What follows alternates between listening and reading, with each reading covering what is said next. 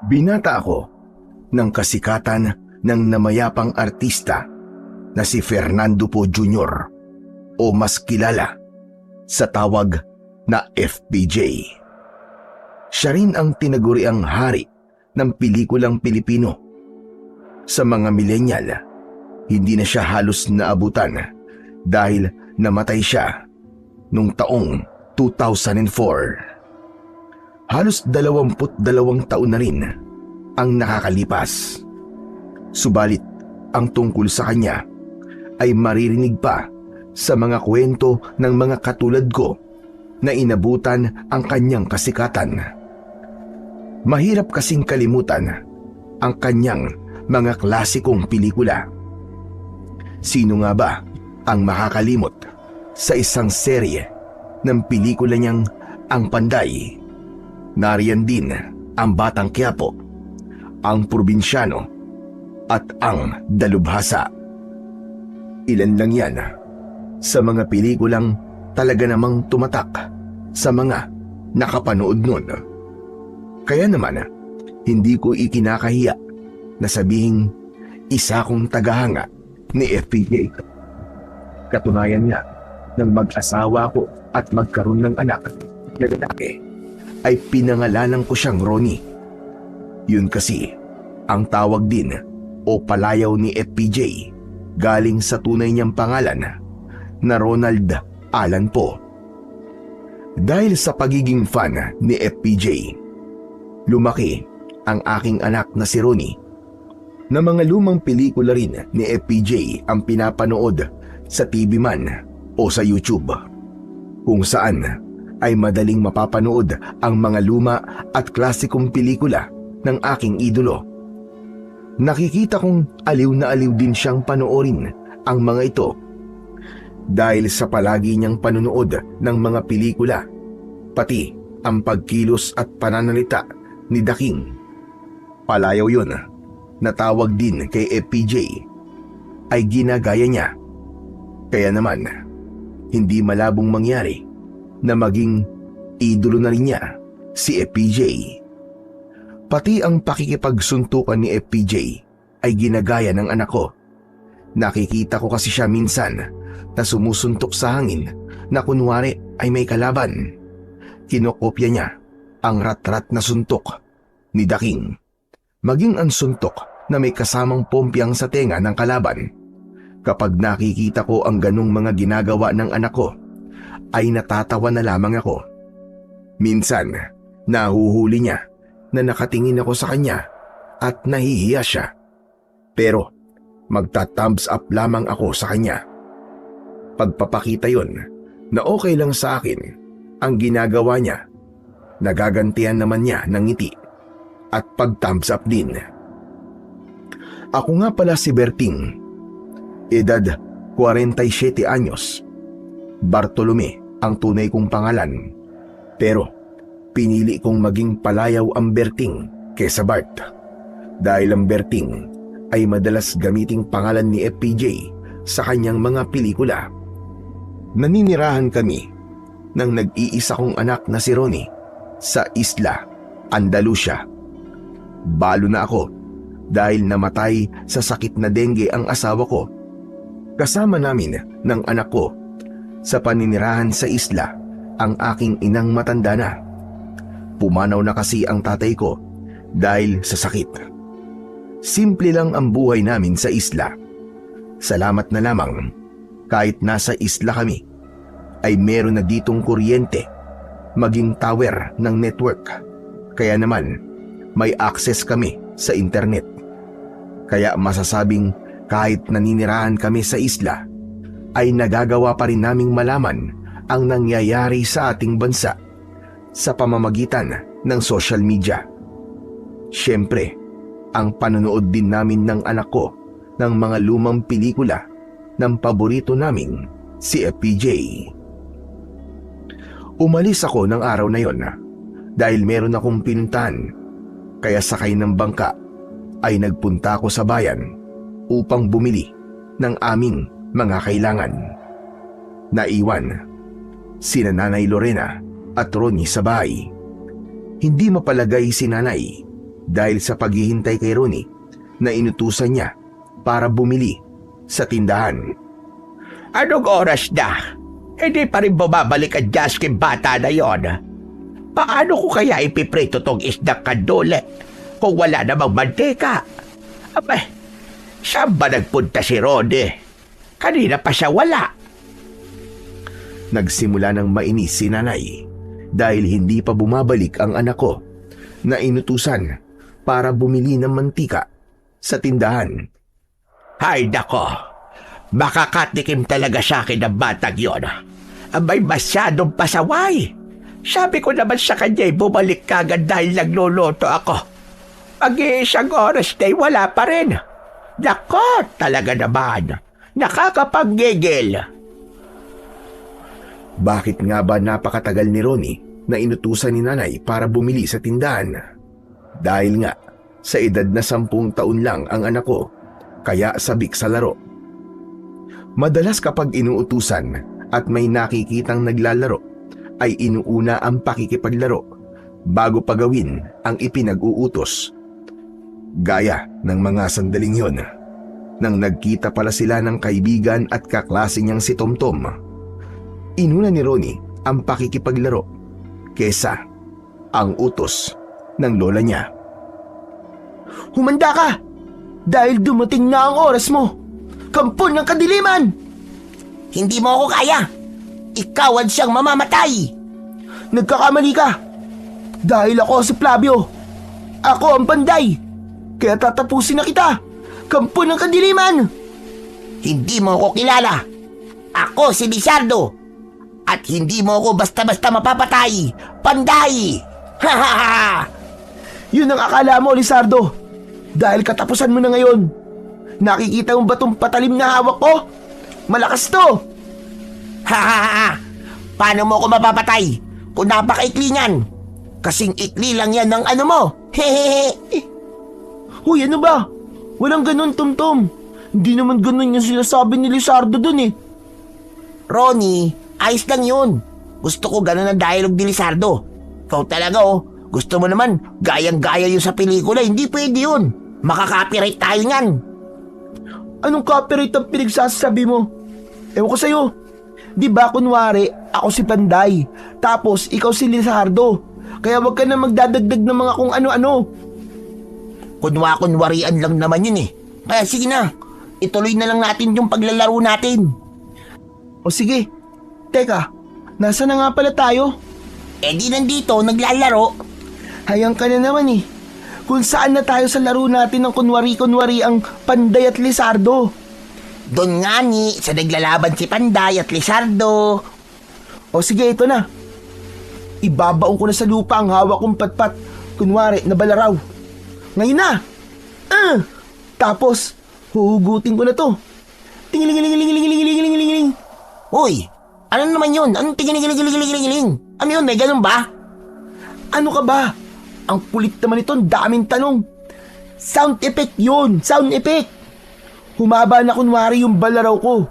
Naging mahabang espada na makapangyarihan.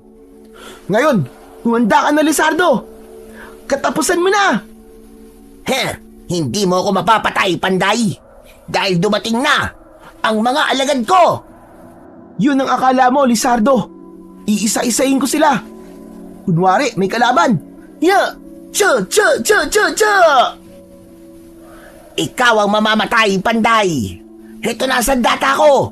Napapatay sa'yo. Ya! Teka lang.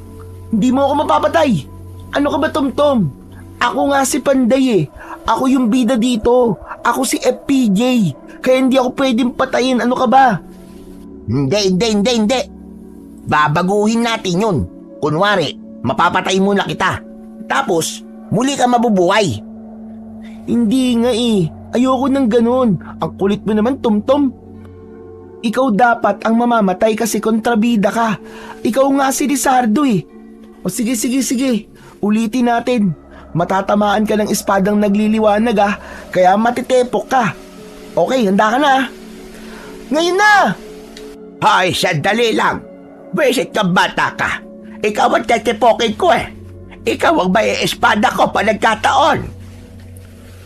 Naudlot ang paglalaro ng espada-espadahan ng magkaibigang Ronnie at Tumtum. Kapwa na patingin sa galit na si Nanay Lorena. Dahil nga anina pa siya naghihintay kay Ronnie. Kaya sinundan at kinanap na lang niya ito. Naku, Ronnie, lagot! Galit na si lola mo! Hindi ako basta galit lang, Tom-Tom. Kundi galit na galit. Hoy, Ronnie, asan na yung mantika na pinabibili ko sa iyo? Naku po, oo nga pala. Pinabibili niyo nga pala ako ng mantika para sa piprituin yung ulam natin. Buti naman at naalala mo pa. Naku ka, Ronnie, ang sarap mo sakalin. Kuwan po kasi Lola Rowena. Naglaro po kami ni Tomtom eh. Niyayaan niya po akong maglaro eh. Hala, teka lang, Ronnie, bakit ako? Kasalanan ko? Talaga lang, ha? Di ba niyaya mo akong maglaro tayo? Ako si Panday tapos ikaw si Lizardo. Hoy, hindi ko naman alam na inuutusan ka pala ng lola mo, no? Kung sinabi mo kagad kanina, hindi na sana kita niyaya maglaro. Talagang magtatalo pa kayo dalawa. Hoy, ikaw, Tom-Tom. Umuwi ka na muna at baka hinahanap ka na rin ng nanay mo. Sige, Roddy, uwi na ako. Next time na lang, ha? Ituloy na lang natin ang laro natin. Ronnie, akin na kaya pera. At ako na bibili ng mantika. Lagpas 12:00 na hindi pa ako nakakapagluto ng ulam. Dahil hindi ka na umuwi, kundi nakipaglaro ka na. Naku po, nasaan na nga ba yun? Anong tinitingin-tingin mo at bumubulog-bulog ka pa riyan na para kang bubuyog? Lola, kasi po kuwan po eh. Ano po kasi eh, kuwan eh. Ano bang kwan? Ano ka na? Sabi ko, nasa na yung perang pambili ng mantika. Lola, ano po eh. Hindi ko na po alam kung nasan na eh. Kasi wala rin po dito sa bulsa po ng short ko eh. Nahulog po yata kanina naglaro po kami ni Tomtom. Nako, Ronnie. Talagang pinapainit mo ang ulo ko. Kahit kailan ka talaga. Halika na. Umuwi na tayo. Aray, Lola! Ang tenga ko, pare ko! Huwag niyo naman pong atakin ang tenga ko, baka matanggal! Buwisit ka talaga, bata ka. Pasaway ka. Inuna mo pa kasi ang pakikipaglaro kaysa bumili ng mantikang gagamitin ko sa pagluluto. Uminit ang ulo ni Nanay dahil sa galit at pagkadismaya sa ginawa ni Ronnie. Lalo na't naiwala pala niya ang perang pambili ng mantika. Kaya naman, hinila na nito ang kanyang apo pauwi. Inihaw na lang ni Inay ang isdang pipituin dahil nawawala nga ang perang para sa mantika. Nang dumating ako ng bahay, ay tahimik na nasa isang sulok si Ronnie. Hindi ako sinalubong gaya ng nakagawian niya. Ronnie, anak, andito na ang tatay. May pasalubog akong prutas sa iyo. Di ba paborito mo itong hinog na bayabas? Hindi kumibo ang anak ko. Nanatiling nakaupo lang sa upuan sa isang sulok ng bahay. Nay, ano ba nangyari kay Ronnie? May sakit ba siya? Wala. Ako magkakasakit at ma-high blood sa batang iyan. May ginawa bang kasalanan? Ikinuwento sa akin ni Nanay ang nangyari. Hindi ko naman siya masisisi kung magalit man siya sa kanyang apo, kaya kinausap ko na lang ang aking anak. Anak, ikaw naman palang may kasalanan eh. Kaya talagang magagalit sa'yo ang Lola Lorena mo. Hindi ko naman po gusto yun eh. Nawili lang po talaga ako sa pakikipaglaro kay Tomtom. Dapat kasi kapag inuutusan ka ng lola mo, unahin mo yung utos niya. Lalo na't nagluluto pala siya. Sorry po, Tay. O ba't sa akin ka nagsasorry? Wala ka namang kasalanan sa akin. Dapat sa lola mo. Nagsorry na rin po ako sa kanya eh. Ganun ba? O sige, ayos na yun. Huwag mo nalang uulitin. Kaya lang galit pa rin po sa akin si Lola. Ganyan lang naman talaga lola mo. Pero huwag ka mag-alala. Mawawala rin ang galit niya sa'yo. Hindi naman pang matagalan ang galit ni nanay. Saka naiintindihan niya ang kanyang apo. Yun nga lang, may pagkakataon na talagang umiinit din ang kanyang ulo. Saka may edad na ang nanay ko. Maikli na ang pasensya. Para mawala na ang lungkot ni Ronnie dahil napagalitan siya ng kanyang lola. Kaya naman, bago matulog, ay niyaya ko siyang manood muna kami ng lumang pelikula ni FPJ gamit ang cellphone. Yun ang isa sa libangan at pampalipas oras namin mag-ama. Kahit napanood na namin ang pelikula, ay inuulit namin yung panoorin na parabang masarap na ulam na hindi namin pinagsasawaan. Ganun nga yata kapag idolo mo ang isang tao, lalo na't isang artista. Hindi ka mauumay na balik-balikan ang kanyang mga pelikula. Pakiramdam kasi namin ng anak ko ay kasama kami sa mga eksena sa pelikulang aming pinapanood. Totoong tahimik ang paninirahan namin sa isla dahil walang anumang kaguluhan na nangyayari. Ang mga naninirahan dito ay mas pinipiling maging makatao at mapagpasensya kaysa lumika ng kaguluhan. Pero minsan na ring may dumating na problema sa isla Andalusia. Yun ay nang may mapadpad na aswang na ginawang kublihan ang isla dahil may tinakasang kasalanan. Pero hindi rin yun nagtagal. May nakaalam ng tungkol sa kanyang lihim, lalo na't may manunugis na naninirahan sa isla. Kaya nagawang patayin ang naturang aswang at nabigong gawin ang kanyang masamang plano. Ilang dekada na rin ang lumipas nang mangyari yun. Binata pa ako nun, pero hindi ko yun malilimutan dahil naging bahagi ako ng pagroronda ng ginawa namin kasama ang manunugis na naninirahan sa isla. Kaya umaasa kami na wala nang mangyayaring katulad noon. Isa pa, madaling malaman ng mga taga-isla kapag may dayo at agad na pinag-aaralan nila ang pagkatao nito. Yun ay upang hindi na maulit ang hindi magandang nangyari dati pa. Dahil hindi maawat ni nanay ang kakulitan at hilig sa paglalaro ni Ronnie, kaya hinahayaan na lang niya.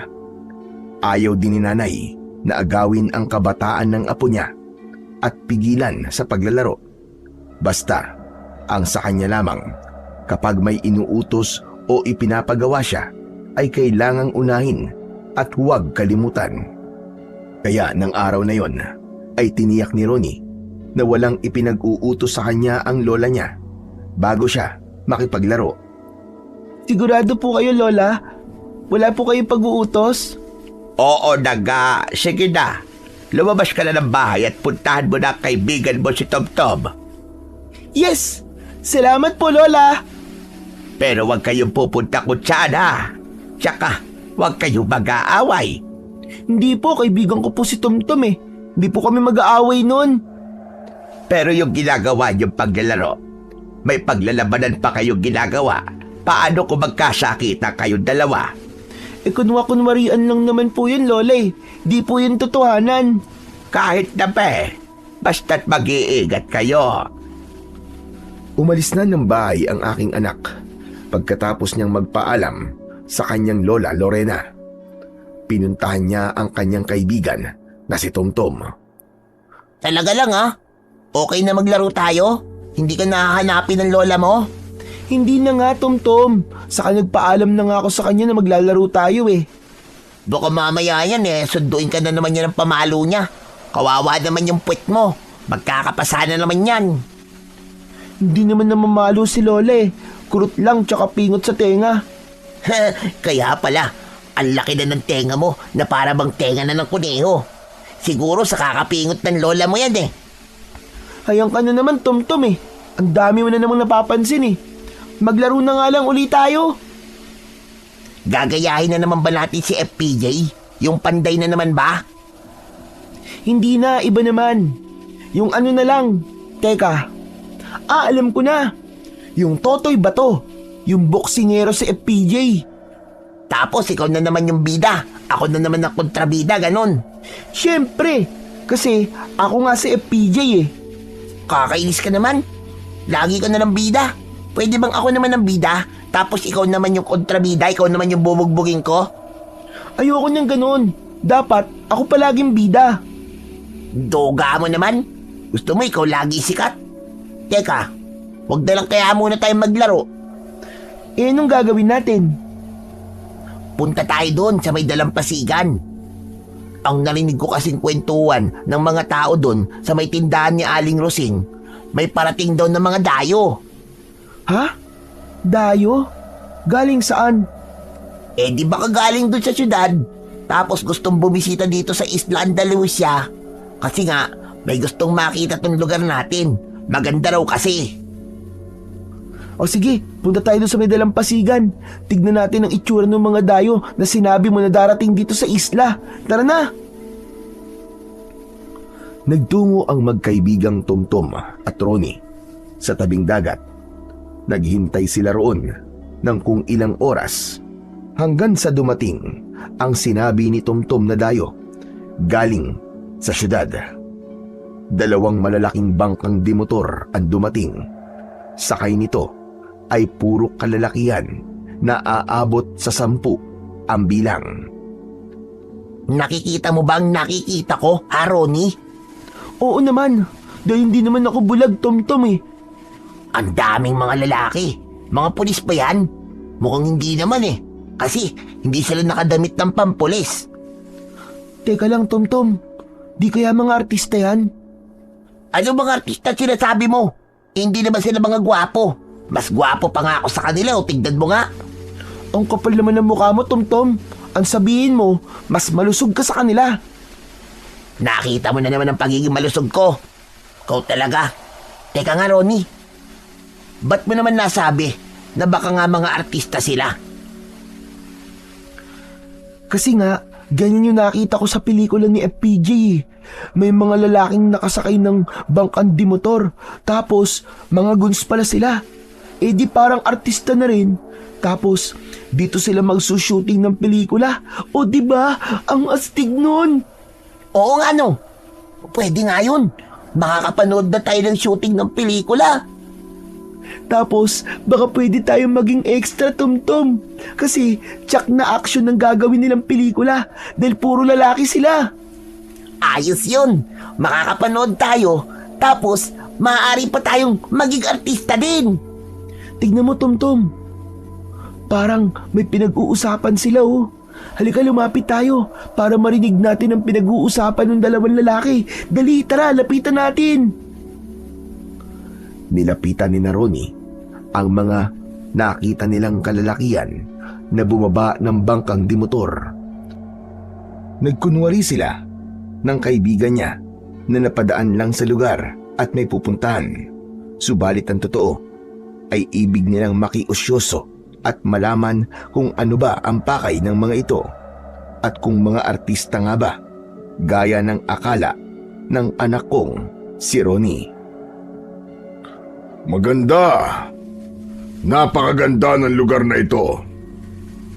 San tunay, Senyor Juanito. Parang paraiso na nakikita ko sa mga larawan. Kaya tama. Tama ang aking desisyon. At matagal na panahon ko na rin hinahanap ang lugar na ito. Jackpot ka dito, Senyor. Jackpot ka. Sa ganda ng lugar na ito, walang hindi maaakit. Isa pa, magkakaroon na ng katuparan ang pangyayaring hinihintay ko ng mahabang panahon. Kaya hindi na kayo dapat magpatumpik-tumpik pa, Senyor. Gawin mo na kagad ang plano nyo. Doroy, marami pa akong dapat alamin. Lalo na't may mga naninirahan dito. Mukhang konti lang naman, Senyor. Kaya magagawan mo na ng paraan yun. Hindi agad umalis ang magkaibigan, kundi ipinagpatuloy nila ang pakikinig sa usapan. Dahil bata sila, ay tila hindi naman sila pinansin. dahil nagkunwaring abala sila sa paglalaro. Subalit ang kanilang mga pandinig ay nakapokus sa pinag-uusapan ng dalawang lalaki na tila pinakanamumuno sa mga ito. Kaya nang umuwi na ang dalawang bata, ay agad na ipinaalam sa akin ng anak ko ang kanyang mga narinig. Talaga bang yun ang narinig mo, Ronnie? Opo, Tay. Narinig po namin yun ni Tumtum. May gagawin sila rito sa isla Andalusia. Ganun na nga po. Baka naman mga bakasyonista lang ang mga yun, Apo. Tapos napili nila itong isla para pagbakasyonan. Parang hindi naman po ganun ang gagawin nila, Lola eh. Eh ano bang narinig mo? May plano po silang itayo dito sa isla. Itatayo rito sa isla? Parang hindi yata maganda ang pinaplano nila, Berting. Tama ho kayo. Mukhang kaduda-duda nga po, Nay. At maaaring maapektuhan tayong mga naninirahan dito. Dahil sa sinabing yon ng aking anak tungkol sa kanilang mga narinig, kaya inalam ko kung ano nga ba ang tunay na pakay ng mga kalalakihang nagtungo roon. Walang namumuno sa isla dahil maliit lamang ito at may barangay na nakakasakop dito. Kaya lang, hindi roon nakatira, kundi sa lugar na sa labas ng isla. Naisip kong baka hindi nito alam ang tungkol sa bagay na yon. Na malagi sa isla ang mga dayong dumating, nakita ko na lamang na nagsisimula na silang magtayo ng kanilang matutuluyan. Yari iyon sa mga kahoy at dahon ng niyog na kinuha nila sa lugar na yon. Kaya lalo akong nagtaka sa tunay nilang pakay. Hindi ako nakatiis dahil nga ipinagtataka ko ang kanilang ginagawa. Lumapit na ako sa lalaking tila kanang kamay ng kanilang pinaka-leader at kinausap ko siya. Mawalang galang na po sa inyo. Maaari po ba magtanong? Abay, oo naman, Ginoo. Ano bang itatanong mo? Tungkol ho sa ginagawa ninyo. Bakit? Hindi mo ba alam kung ano itong ginagawa namin?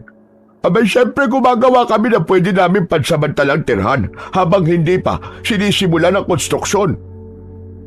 Konstruksyon? Ng ano? Malalaman mo rin yun. Basta makikita mo rin sa mga darating na araw. Hindi niyo ba pwedeng sabihin na sa akin? Hindi pa. Wala pang go signal si Senyor Juanito eh. Ayoko naman pangunahan siya. Kaya kung anong sinabi ko, yun na lang muna ang pwede kong ibahagi sa'yo. Pwede bang makausap ko ang senyor na sinasabi mo? Nagpapahiga siya eh. Andun sa bangkad de motor. Ang sabi niya huwag siyang iistorbohin dahil meron siyang iniisip. Sana lang, hindi kami maapektuhan at mapeperwisyo sa kung anumang itatayo nyo sa lugar na ito. Aba, teka nga. Hindi ko yata gusto ang pananalita mo Unggoy. Hindi Unggoy ang pangalan ko. Berting, ikaw, sino ka ba? Doroy ang pangalan ko. Pero uunahan na kita, Berting. Kung may plano kang makialam sa kung anong gagawin namin dito sa isla, masasayang lang yun. Wala namang problema sa akin eh. Basta tiyakin nyo lang na hindi kami mapeperwisyo dahil matagal na kaming tahimik na naninirahan sa lugar na ito. Kaya hindi kami papayag na guluhin ninyo.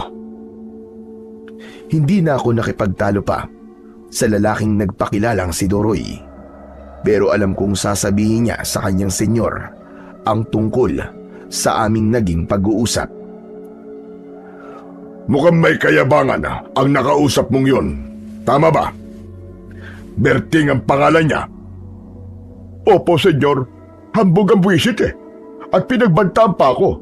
Ang sabi ba naman basta tiyakin daw natin na hindi sila mapeperwisyo sa gagawin natin dito.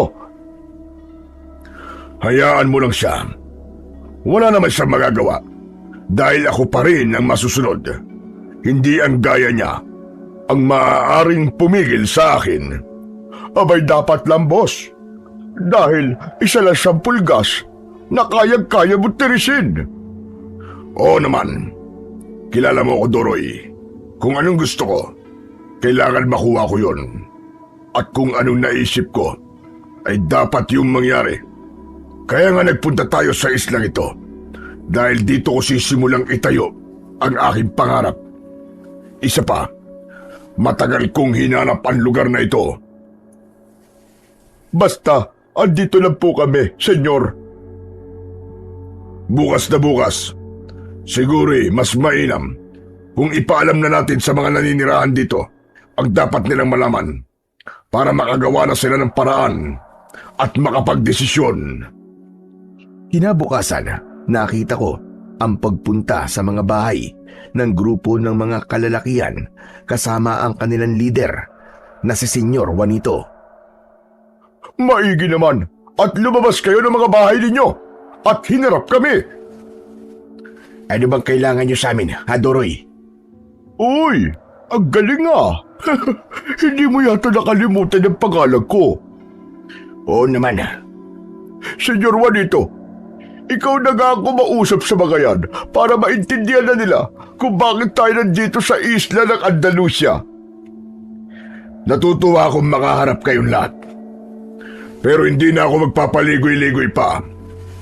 Kaya kami narito, para ipaalam sa inyo, nabibigyan na lang namin kayo ng ilang linggo para lisanin itong isla. Nahihibang ka na ba? Ano ba sinasabi mong lisanin na namin to? Malabo ba ang sinabi ko? Hindi nyo naiintindihan? Ha? Lalo ka na, lalaki? Berting ho ang pangalan niya, Boss Juanito. Ikaw, Berting, ano bang problema mo? Sino ka ba? Para paalisin kami rito. Matagal na kami naninirahan dito sa isla. Kaya hindi mo kami basta mapapalayas. Sumang-ayon ang ibang mga naninirahan sa isla sa sinabi ko. Masama ang tingin ng mga kasama ko dahil hindi rin nila nagustuhan ang binitiwang salita ng lalaking tinatawag na Boss Juanito. May karapatan akong palayasin kayo dahil ako na ang nagmamay-ari ng islang ito. Nanlaki ang mga mata ng kasama ko. Maging ako man ay hindi makapaniwala sa akin narinig. Paanong ang islang tinitirhan namin ay magiging pagmamay-ari niya?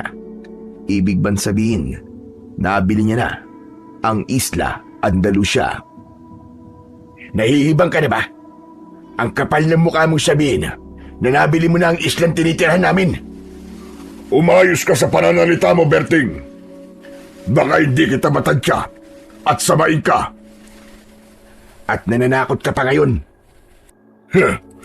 Ayaw mo maniwala na nabili ko na tong islang to? Hindi. Dahil alam ko na gumagawa ka lamang ng kwento. Alam na ba ni Kapitan ang sinasabi mong nabili mo na tong isla? Kasama nga ang sinasabi mong Kapitan sa mga nakausap ko na nag-alok ng islang ito. Nagkabayaran na kami. Kaya ibig lang sabihin, akin na to. Ako na ang may-ari. Doroy, kunin mo nga ang kopya ng mga papeles para ipakita natin sa nagmamagaling na ito. Gusto niya ng ebidensya para maniwala na nabili ko na tong isla. Niloloko niyo lang kami. Bakit naman namin kayo lulukuhin? At kahit ayaw mo maniwala, wala na akong magagawa. Pero ang katotohanan, akin na ang islang ito. Ako na ang may karapatan dito. Kaya gagawin ko rito ang kahit na anong gusto ko. Umuwi akong masama ang loob dahil ramdam kong malaking problema ang dala ng lalaking tinatawag nilang si Senyor Juanito. Sa itsura at asta nito ay makikitang mayaman siya at kayang-kaya nga niyang bumili ng mga lupain. Pero buong isla ang kanyang binili at may kinalaman pala rito ang aming kapitan. Talaga nga yatang wala nang maaasahan at mapagkakatiwalaan sa panahon ngayon. Iba ang kislap ng pera. may mga prinsipyo na nasisira dahil sa paghahangad magkamal ng maraming salapi. Ang isyong ito ay hindi na bago sa atin.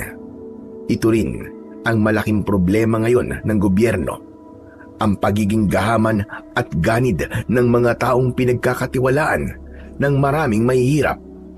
Subalit, sa halip na mag-angat, ay sila pa ang lalong nagbabaon at naglulublob sa putik ng kahirapan.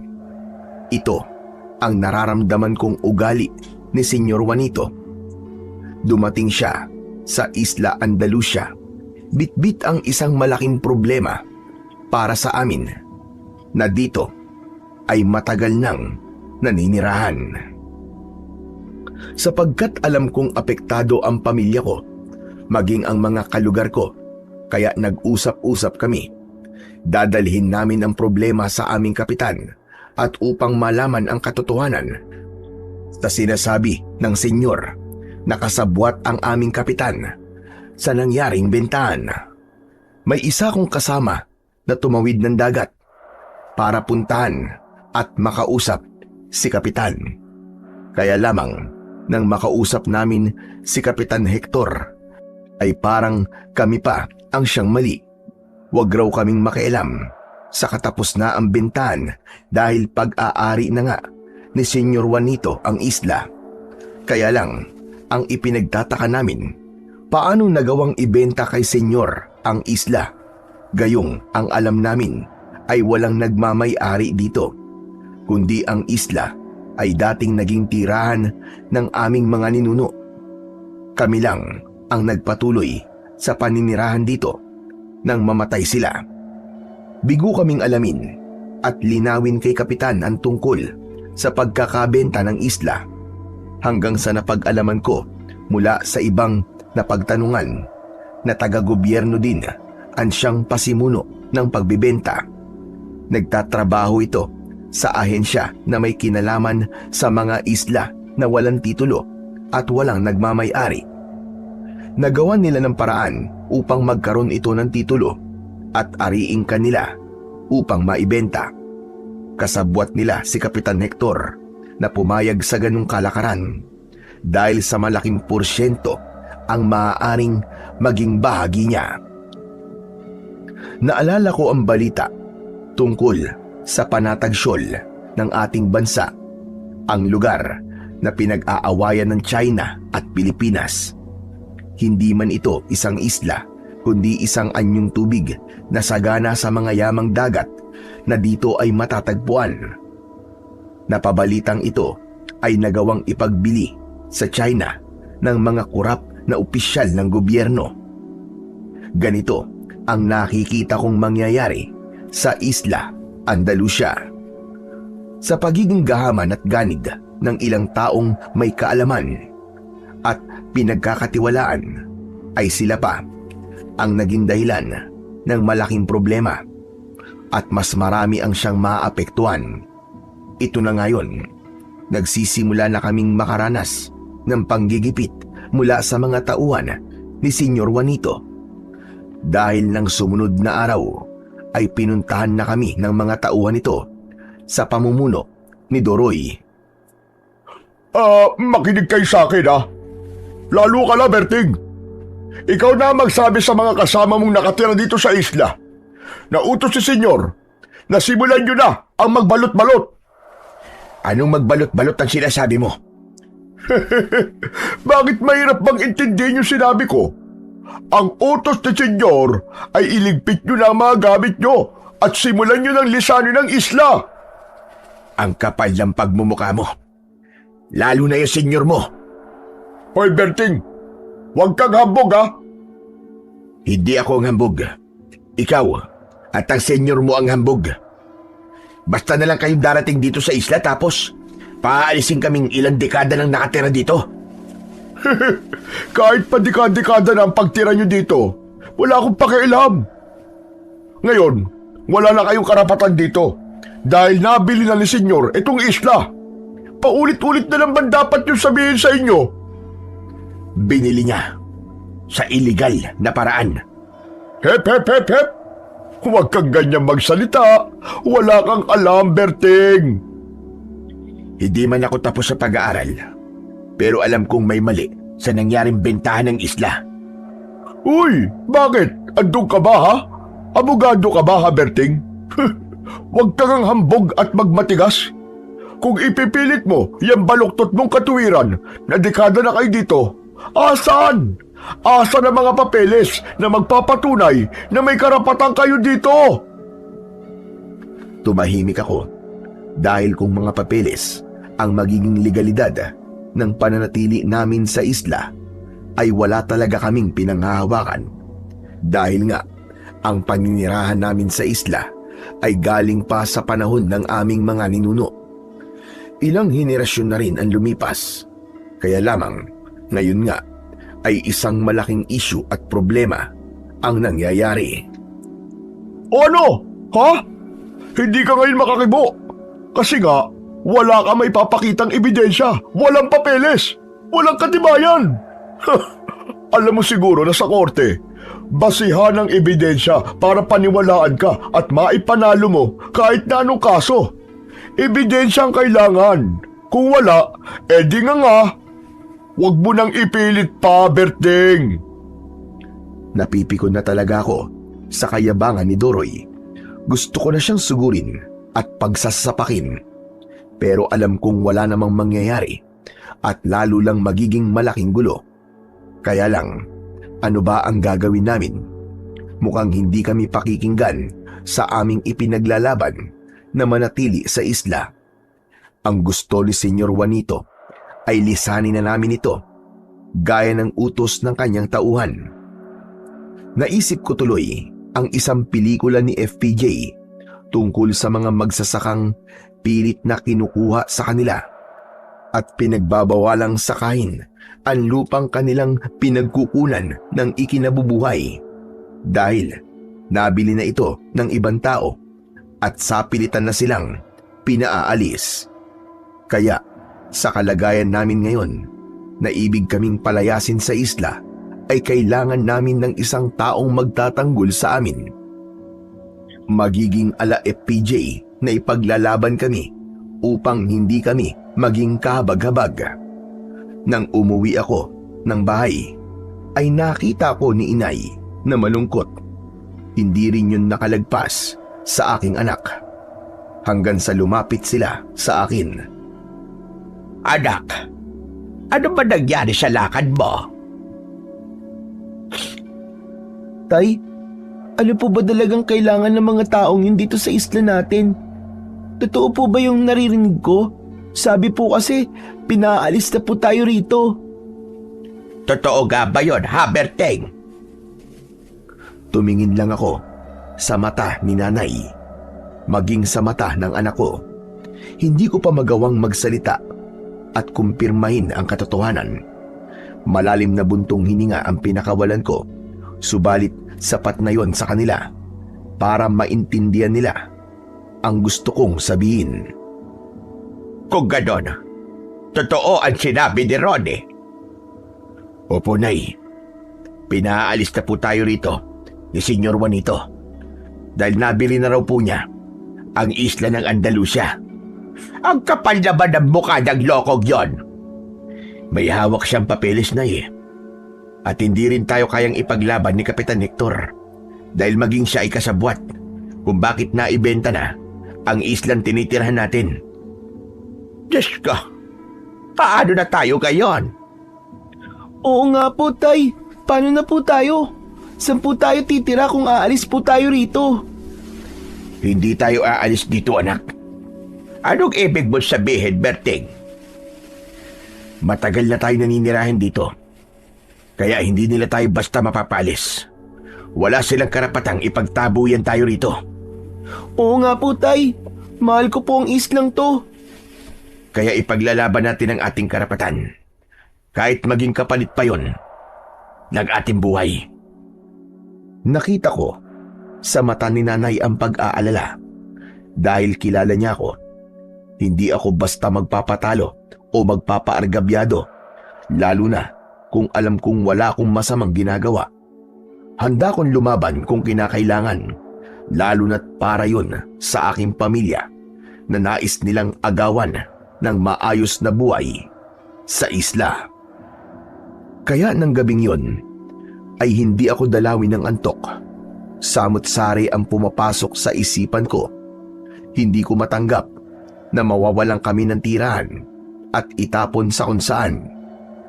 Umangon ako at hinila ko mula sa ilalim ng kamang kawayan ang isang lumang kahon na yari sa kahoy. Lagayan ko ito ng mga gamit. Parang baul ang pagkakagawa nito at ako lang ang gumawa.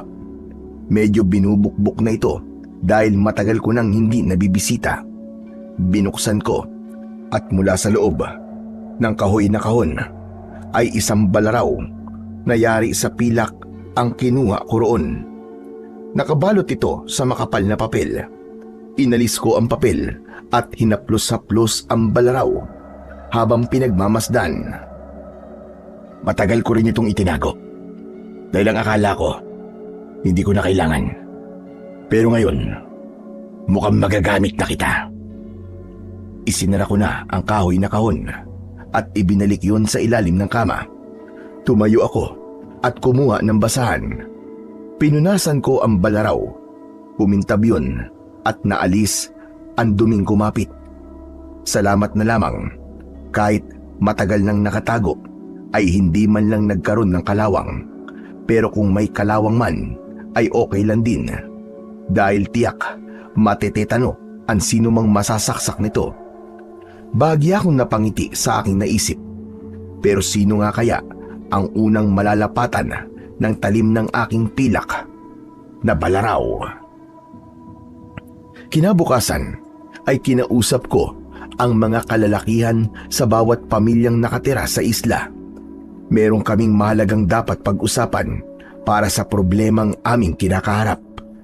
Agad naman silang tumugon sa aking nais mangyari. Nagtipon kami sa isang lugar na malayo sa itinayong pansamantalang tirahan ng grupo ni na Senyor Juanito. Nais kong pangunahan ang magiging laban namin. Yun ay ang pananatili namin sa isla ng Andalusia. Alam kong kayo man mga kasama ay nag-aalala at nababahala dahil sa mga narinig ninyo tungkol sa magiging kalagayan natin dito. Oo, Berting. Hindi nga kami mapalagay ng pamilya ko eh. Paano kami kung paalisin tayo dito, hindi ba? Naiintindihan ko kayo dahil di ka nag-iisa. Lahat dito ay may dalang kaba sa mga dibdib natin. Kung ganun, Berting, ano ang dapat natin gawin? Sabi, mayaman at maimpluwensya si Senyor Juanito. Siguro ay ganun nga. Pero kung magsasama-sama tayo at ipaglalaban natin ang karapatan natin, maaaring merong mangyaring pagbabago. Sana nga, Berting, dahil hindi namin alam kung saan kami pupulutin ng pamilya ko kapag pinalayas tayo dito. Kaya nga tayo nagsasagawa ng ganitong pag-uusap, ay para hindi na umabot pa sa ganun. Tama ka, Berting. Pero nung gagawin natin, kaya ba natin silang harapin? Ramdam ko ang takot at pangamba na nasa damdamin ng mga kasama kong naninirahan sa isla. Subalit kailangan namin paglabanan ang takot na yon para magkaroon ng mabuting bunga ang aming nais ipaglaban. Hindi tayo dapat mag-aksaya ng oras mga kasama. Kailangan nating kumilos sa lalong madaling panahon. Subalit lingid pala sa amin ay nakarating na sa grupo ni na Senyor Juanito ang tungkol sa aming pinag-usapan. May kalugar kami na nagtraidor sa amin. Ipinaalam niya ang pagbuo namin ng grupo na haharap sa mga dayo. Kapalit ng pagtraidor niya sa amin ay perang maaari niyang gamitin sa pag-alis ng isla. Mukhang pera din ang lalaking kausap mo kanina, Senyor Juanito. Hayaan mo na, Doroy. Pera lang naman yun. Ang mahalaga ay nakarating na sa atin ang kanilang binabalak. Senyor, hindi ba kayo nag-aalala? At bakit naman ako mag-aalala sa mga katulad nila? Maliliit lang silang insekto para sa akin. Kung sa bagay, wala pa nagtagumpay na humadlang sa inyo. Tama ka. Kaya hindi ko sila dapat katakutan. Pero senyor, kailangan na silang mapaalis dito sa isla. Oo, Doroy. Kaya mamaya, may mahalagang bagay tayong dapat pag-usapan. Sabihan mo mga kasama natin para magsimula na ang planong sapilitang pagpapaalis sa mga naninirahan dito. Sa naging pagpupulong ng grupong aking binuo, ay nagtalaga ako ng taong magmamanman ng palihim sa kinikilos ng mga dayo. Kaya nalaman ko na may pinaplano rin sila. Yun nga lang, hindi namin tiyak kung anong klaseng pagkilos ang gagawin ng grupo ni na Senyor Juanito. Tahimik ang gabi sa Isla Andalusia. Subalit, unang pagkakataon yun na may mga ingay kaming narinig na tila kakaibang uri ng nilalang. May mga yumuyugyug sa aming mga bahay, kaya nagising kami ni nanay. May ibig sumira sa bahay natin, Berteng! Kaya na po ba yun? Para pong may nanggugulo sa atin. Dumito lang kayo sa loob ng bahay. Akong bahala. Titignan ko kung ano yun. Bakit parang ibig wasakin ang bahay natin? Kinuha ko ang aking pilak na balaraw at lumabas ako ng bahay. Hindi sasantuhin ng dala kong patalim ang kung anumang ibig manggulo sa amin. Pagkabukas ko ng pinto ng bahay upang lumabas, agad na may humarang sa akin na isang kakatwang nilalang. Isang uri ng halimaw na bago sa aking paningin. Anong halimaw ka? At saan ka galing? Matagal na kaming nakatira sa isla, subalit yun ang unang pagkakataon na may umataking halimaw sa akin. Isa ka bang aswang? Anong kailangan mo sa akin? Agad kong kinuha sa aking bewang ang balaraw na nasa kaluban. Inihanda ko yun para harapin ang halimaw na aswang na nasa aking harapan. Nagsimula itong umatake sa akin gamit ang kanyang dalawang kamay na may matutulis na kuko, habang ito ay umaangil at lumilitaw ang malalaki at matutulis na mga pangil. Sige lang, subukan mo pang lumapit, hayop ka, at matitikman mo ang talas ng hawak kong balaraw. Nakita kong maingat na kumikilos ang aswang. Naramdaman ko rin ang pagkabahala niya. Kaya naman, sinikap kong maging buo ang loob ko upang magkaroon ng tapang na sugurin ang halimaw. Inundayan ko siya ng saksak, pakaliwa at pakanan. Subalit, mabilis itong nakaiwas. Parang gusto mo pa akong pagurin, ha? Sige lang, hindi ako natatakot sa'yo. Habang pareho kaming humahanap ng buwelo para harapin ng isa't isa, ay nag-isip ako ng paraan kung paano ko masusugatan ang halimaw. Agad, may pumasok sa isip ko, kaya sumugod ako sa kanya at nagkunwaring nawalan ako ng balanse. Kaya naman, patihaya akong bumagsak sa lupa. Aray! Aray ko! Aray! Napasama yata ang bagsak ko! Ang sakit ng likod ko! Napansin ko na tila natuwa ang halimaw na nasa harapan ko dahil sa aking pagkakabagsak. Umatungal pa ito ng tila ba nasisiyahan at inisip na pagkakataon niya na yon para tapusin ako. Kaya lamang ay hindi niya alam ay isang patibong ang aking pinaplano. Kaya habang nakatihaya ako sa lupa, ay nilapitan ako ng halimaw. Akma niya akong aatakihin gamit ang kanyang matutulis na kuko. Subalit bago pa niya ako masaktan, ay bigla akong bumangon at mariin kong ibinaon sa kanyang katawan ang pilak na balaraw. Hindi lang yun isang ulit, kundi 3 beses kong isinaksak sa katawan ng aswang. Ang balaraw na yun, narinig ko pa ang sigaw ng halimaw nang bumaon sa katawan niya ang patalim. Loko! Akala mo yata may isahan mo ko, ha? Mas matalino ko sa'yo, aswang ka! 3 ang tama ng aswang. Napahawak siya sa kanyang katawan na pumupulandit pa ang dugo. Habang malakas ang pag-atungal nito, humahakbang siya paurong, samantalang lumayo rin ako sa kanya. Pinagmamasdan ko siya habang nangihina na tila ba kinakapos na sa paghinga.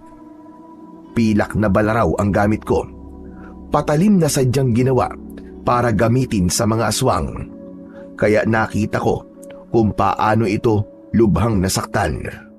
Sinasabing may kakayahang gamutin ng aswang ang sugat sa katawan niya, lalo na kung pangkaraniwang patalim lamang ang ginamit para sugatan siya.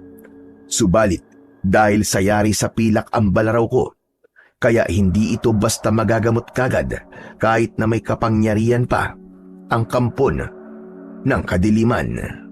Saglit pa ay biglang bumagsak sa lupa ang aswang. Kasunod ang tila pag-usok ng kanyang katawan hanggang sa magbago ang anyo nito at naging isang taong wala ng buhay.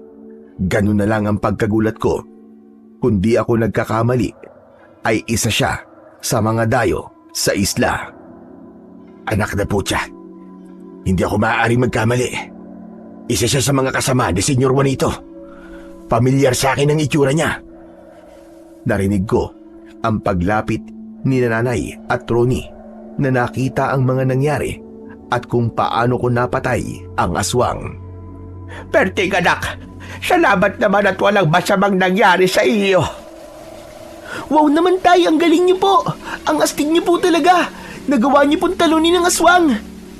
Aswang nga pala talaga ang halimaw na yan. Tignan mo, at nagbalik na sa pagiging tao. Ronnie anak, kumuha ka ng posporo at gasera na may gas. Susunugin natin ang aswang na yan. Hindi natin alam kung ano ang pwedeng mangyari dyan. Baka mamaya bigla pang mabuhay uli yan. Kaya dapat masunog na natin. Agad namang sumunod ang anak ko sa utos ko. Nang magbalik na ang anak ko, dala niya na ang ipinakuha ko at binuhos niya yon sa patay na halimaw. Nilagyan ko rin ng mga tuyong dahon ang katawan nito at saka ito sinindihan. Agad itong naglagablab. Napansin naming gumalaw pa ito habang nasusunog. Kala mo wala ka ng kawala ngayon, nalimaw ka. Hanggang diyan ka lang pala. Hindi mo pala kaya ang tatay ko. Salamat dito sa balaraw.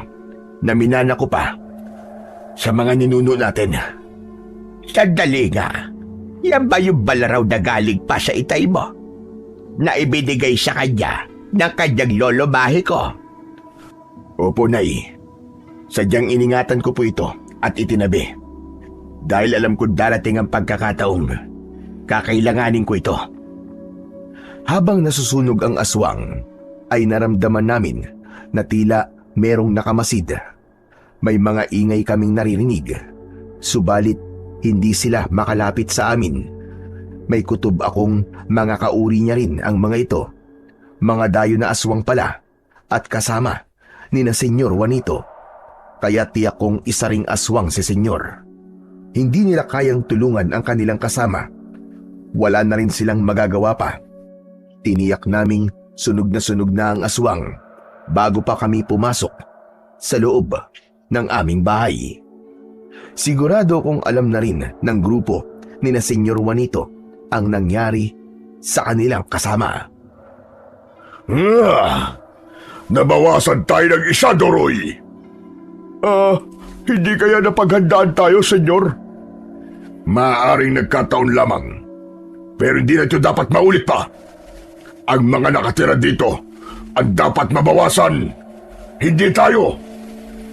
Pero sa ginawa natin paggugulo ay tiyak matataranta na sila. Mag-iisip-isip na sila na iwan na ang islang ito dahil sa takot. Sana nga yun ang mangyari. Dahil hindi na ako makapaghihintay pa.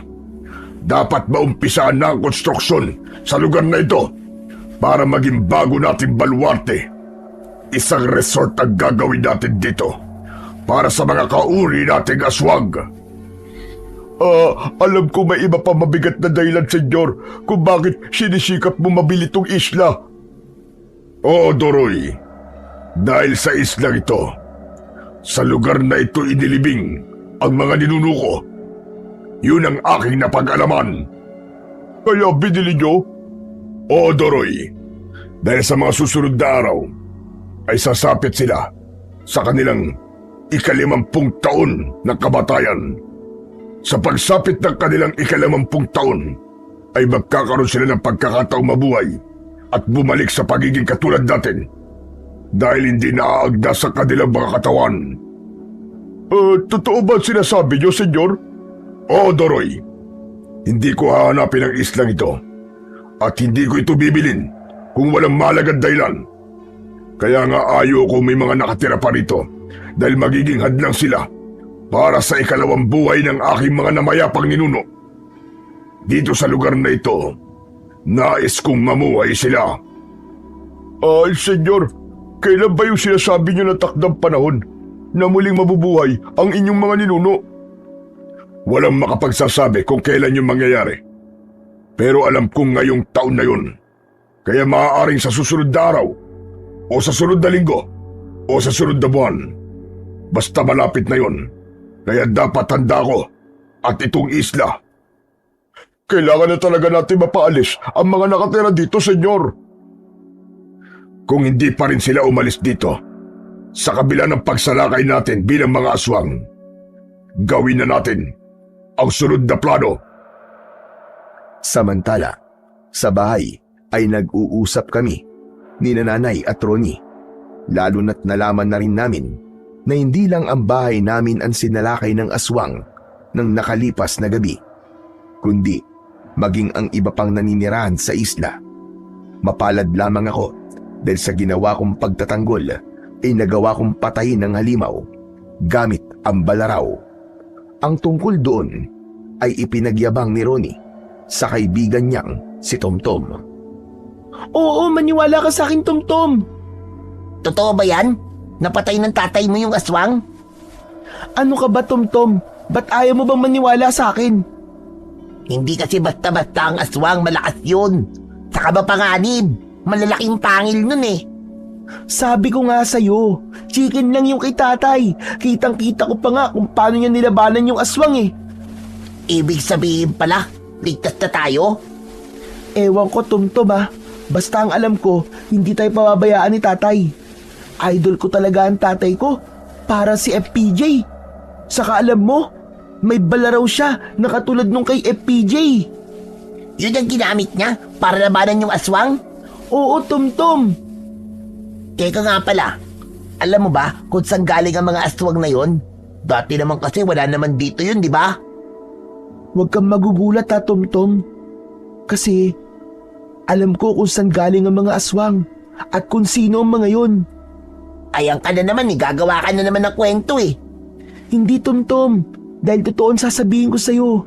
Saka nakita ko rin nung magbago ng anyo yung aswang. Yung bigla siyang maging tao uli. We, di nga. Ikaw talaga oh. Wala ka talagang bilib sa akin eh.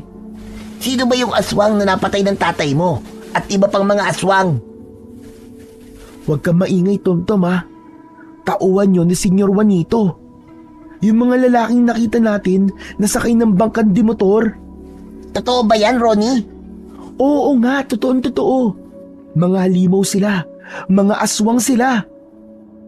Samantala, muli kami nag-usap ng grupo ng mga kalalakihan sa isla na handang lumaban sa mga dayo. Kailangan namin maghanda dahil hindi namin alam kung kailan sila magiging aswang at sasalakay sa bawat bahay. Ipinaalam ko na rin ang tunay na pagkatao ng mga dayo. Sinabi ko na sila ang mga aswang na nagdala ng lagim nung nakaraang gabi. Kaya naman, nagsipaghanda na rin sila ng kani-kanilang sandata para gawin ang aming plano. Nagkita-kita kami sa isang lugar ng gabing yon. Iniwan muna ang kani-kanilang pamilya. Inihanda namin ang mga armas na maaaring gamitin laban sa mga aswang. Naghintay kami ng oras ng kanilang pagpapalit ng anyo. Kaya lamang may ginawa ang grupo ni na senyor na hindi namin inaasahan. Lola, Lola! Lola Lorena! Gising po, gumising po kayo! Bakit apo? Natutulog ako'y ginigising mo ako. Saka bakit di ka pa natutulog? Palalim ng gabi. Lola, kailangan po nating lumabas at umalis. Nasusunog po ang bahay natin! Ano ka mo? Bakit nasusunog? Sinong sumunog? Ewan ko po, hindi ko po alam. Nasaan ang tatay mo? Di po ba umalis? Din may gagawin po sila? O, halika na. Lumabas na tayo. Bakit tayo'y madamay sa sunog? Kukuha lang po ako ng ilang gamit natin, Lola. Hindi na. Baka kumapano ka pa. Halika na. Lumabas na tayo dito. Nagmamadaling lumabas ng bahay sina Nanay at Ronnie. Ang tungkol sa pagkasunog ng mga bahay sa isla ay agad naming nalaman, kaya hindi na muna namin itinuloy ang aming planong pagsalakay, kundi nagkanya-kanya kami ng uwi sa aming mga bahay. Kailangan naming malaman ang kalagayan ng mga mahal namin sa buhay. Nay! Anak! Okay lang ba kayo? Berting, nandito kami. Ayos na kami ni Ronnie. Pero, yung bahay po natin, Tay, nasunog na po. Pero kalahati lang. Yung kusina lang po. Buti nga po namatay po yung apoy eh. Siguro po tinulungan po tayo ng Diyos. Oo anak, di ba lagi ka nananalangin? Kaya di niya kayo pinabayaan.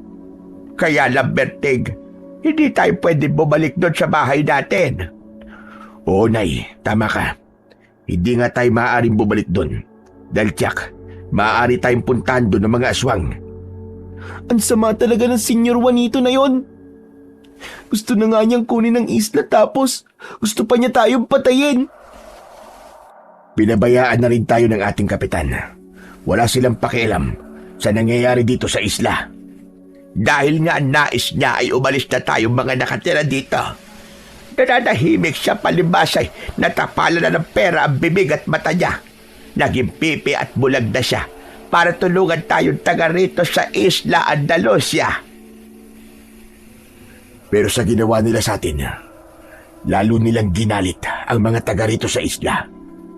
Ngayon pare-pareho na nila tayong inaapi. Tiyak lalaban na ng patayan ang mga kasama ko.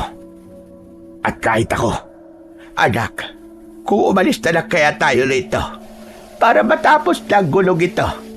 Nay, kayo ni Ronnie ang pwedeng umalis na dito. Pati ang ibang mga pamilya ng mga kasama ko. Sasabihin kong umalis na muna. May iwan na lang kaming mga kalalakihan na lalaban sa mga dayong aswang. Nais naming iligtas ang kani-kanilang pamilya, kaya kinausap ko ang mga kasama ko na gamitin ang mga bangka para umalis na sila at iwan ang isla. Ang tanging maiiwan ay ang mga kalalakihan na handang lumaban sa mga dayong aswang. Pumayag naman sila dahil para yon sa kaligtasan ng aming mga mahal sa buhay. Mas makakakilos kami kung walang aalalahaning pamilya na maaaring mapahamak at gantian ng mga masasamang nilalang na naroon sa isla. Ngayong wala na rito, sa isla mga pamilya natin, wala na tayong uurungan. Patay kung patay. Oo, Berting! Patay kung patay! Wala na tayong dapat katakutan. Alam nating mga aswang sila. Pero naniniwala ako, makakaya natin sila. Magtiwala lang tayo sa ating kakayahan at sa tulong ng may kapal. Yun na lang ang tangi naming pinanghahawakan. Kaya sama-sama kaming nagdasal para magmakaawa sa tulong ng dakilang lumika. Ang naging kasunduan namin ng mga kalalakihan na makakasama ko ay muli kaming magkikita pagdating ng gabi. Kaya umuwi muna kami sa aming mga bahay. May mga bahay na natupok at may iba naman na hindi ganong nasunog. Kasama sa may natirang bahagi na hindi nasunog ay ang bahay ko. Umuwi ako roon para magpahinga. Kaya lamang, pagdating ko roon ay bukas ang bahay. Ang alam ko'y nakasara ito. Nakiramdam ako at natiyak kong may tao nga sa loob. May tao? Sino kayang lokong pumasok sa loob ng bahay ko? Nasunog na nga. Mukhang gusto pang pagdakawan. Ang kapal ng muka. Kinapa ko ang balaraw na nasa aking bewang. Kung sino ka mang pangas, ay tiyak na katapusan mo na. Yun ang nasa utak ko. Dahan-dahan akong pumasok ng bahay at totoong ikinagulat ko ang aking nalaman nang makita ko kung sinong nasa loob. Hindi ako makapaniwala. Ronnie, anak! Anong ginagawa mo rito? Tay, buti nakita ko po kayo. Akala ko po, hindi na po kayo babalik dito sa bahay eh. Anong ang ginagawa mo rito? Di ba kasama ka ng Lola Lorena mo? Dahil sumakay siya ng bangka para magpunta sa kabilang isla kasama ng iba pa. Dahil doon ay ligtas kayo. Hindi po ako sumakay ng bangka, Tay. Pero akala po ni Lola, sumakay ako sa ibang bangka. Ba't mo ginawa yun? Ba't nagpaiwan ka rito? Ano bang kalokohan tong ginawa mo? Tay, wag na po kayong mainis sa akin. Paano hindi ako maiinis sa'yo? Hindi mo sinunod ang billing ko sa'yo. Alam mo naman ang dahilan, di ba? Delikado ang buhay natin dito. Tapos nagpaiwan ka pa. Ayoko po kasi kayong iwang mag-isa rito, Tay eh. Gusto ko po makatulong sa inyo. Alam ko yun, anak. Pero napakadelikado rito. Samantala, nakarating sa akin mula sa iba kong kasama na patuloy sa pagmamatsyag sa mga kilos ng grupo ni na Senyor Juanito. Sila man ay nagsisipaghanda na rin, lalo na't nakarating na rin sa kanila ang aming ginawang plano. Alam na rin nilang umalis na ang mga kababaihan at mga bata, kundi ang naiwan sa Isla Andalusia ay mga kalalakian na nasa tamang edad para ipaglaban ang karapatan na manatili sa isla. Doroy, kailangan ngayong gabi ay matapos na natin ang ating misyon para tapusin ang mga naiwang kalalakian dito sa isla para wala na maging problema pa sa mga dapat nating gawin. Opo, Senyor Juanito, nakahanda na rin po mga kasama natin. Ibuhos na nila ang lahat ng lakas nila bilang mga aswang para matiyak na natin ang ating tagumpay.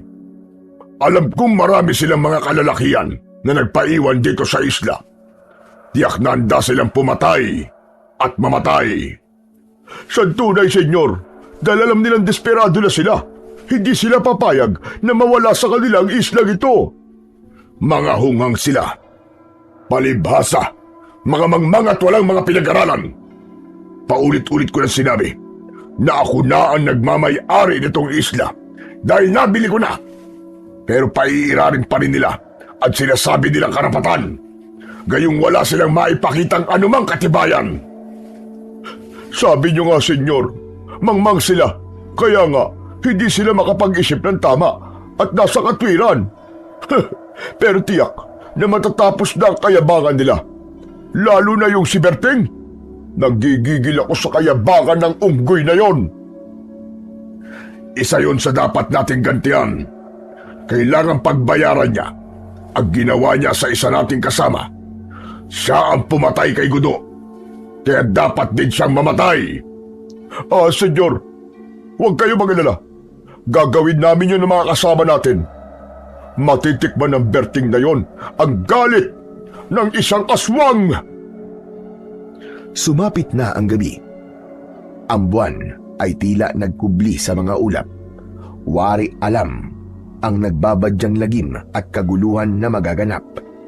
Nakausap ko na ang aking mga kasamang taga-isla para sa plano naming pagsalakay sa grupo ni na Senyor Juanito. Inihanda ko ang aking balaraw na gagamitin. Naghanda rin ako ng mga bawang na maaaring makatulong kontra sa mga kampon ng dilim. Pero kailangan ko munang magpahinga at mag-ipon ng lakas habang naghihintay ng oras. Nakaupo ako nang lapitan ako ng aking anak. Tay, sasama po ako sa inyo.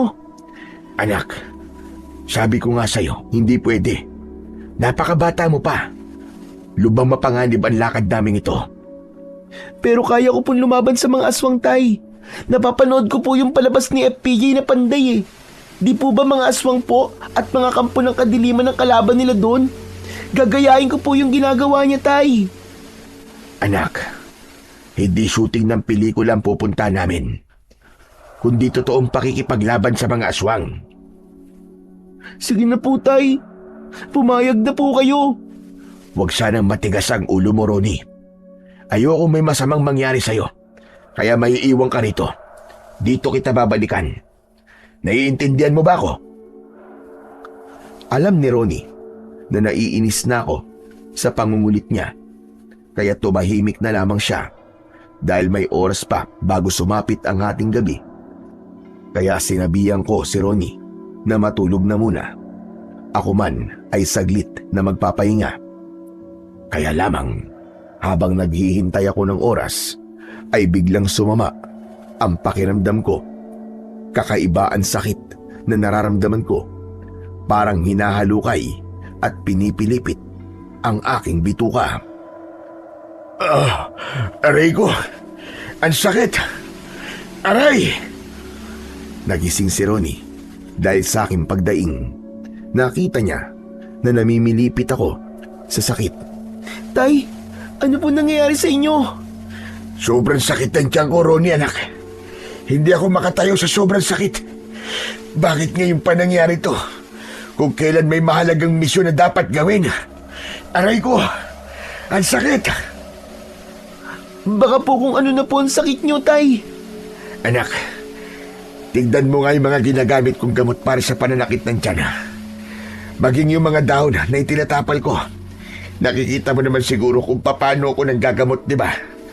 Gawin mo yun. Gamutin mo ko, anak. Opo, Tay. Kayang-kaya ko pong gawin yon. Kukunin ko lang po yung mga gamot na nasa bote para makainom din po kayo. Dahil hirap akong makatayo, sanhi ng matinding pananakit ng tiyan, kaya hinayaan ko si Ronnie na siya ang kumilos para ako'y gamutin. Sapagkat nakikita naman niya ang ginagawa kong panggagamot, kaya yun ang ginawa ng anak ko. Pinainom niya rin ako ng ginawa kong gamot na nasa isang bote. Nang makainom ako, ay nakaramdam ako ng hilo at matinding antok. Yun ang epekto ng gamot. Kailangang makatulog upang maipahinga ang katawan. Kaya hindi ko na nalaman pa ang mga sumunod na nangyari dahil hinila na ako ng matinding antok. Subalit ayon sa pagkikwento sa akin ng anak ko, ay naging malalim ang aking tulog.